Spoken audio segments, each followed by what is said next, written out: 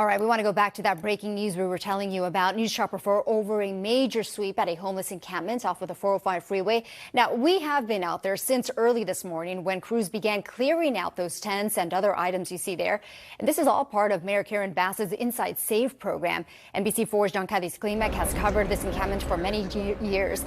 John, I'm not sure if you heard me or not, but I just wanted to find out how much has it changed since you first started covering it?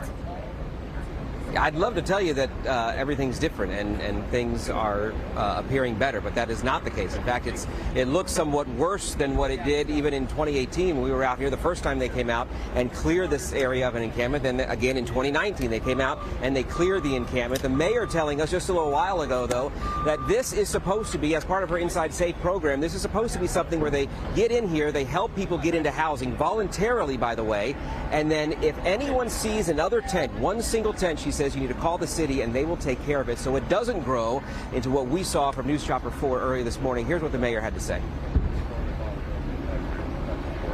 What happens sometimes is that people come along and try to convince people not to get on the bus, not to accept housing, to stay here living in squalor until we can provide a permanent place for them to live. And my belief is that nobody that does that lives alongside them.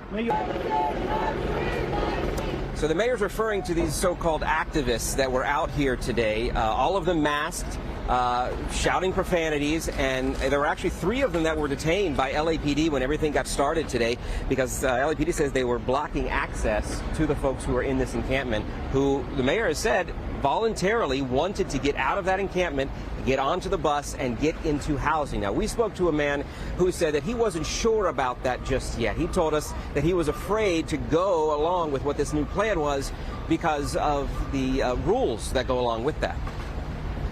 The mayor's office says they want to provide housing for the folks that are in there. Would you accept housing if they offer it to you?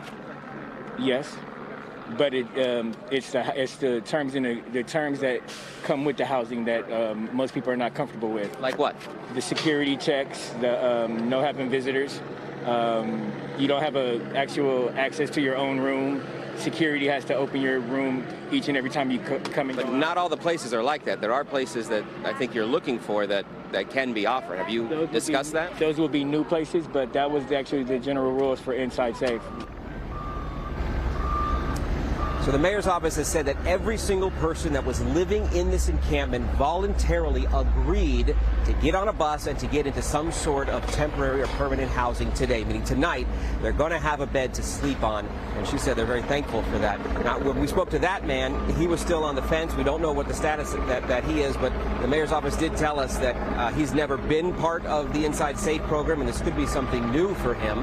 But Annabelle, as you were talking about, the fact that we've been here so many times for this, back in the day, in 2018, 2019, when we were down here, we questioned the city about why it was allowed to grow like this. This area actually belongs to the U.S. Army Corps of Engineers. It's leased to the city. Back then, we talked to the council person at that point. That was David Rue, who told us that he wanted this to turn into a safe parking area where they're going to have RVs and cars that people were living in, that they have a safe place to stay the night. They'd have a place, an office set up here for wraparound services, things like that. That never came to fruition. Rue was voted out the following year. Nithya Raman is the council person here now, and we reached out to her office today. She said she was too busy with meetings to come out and comment on this. Annabelle.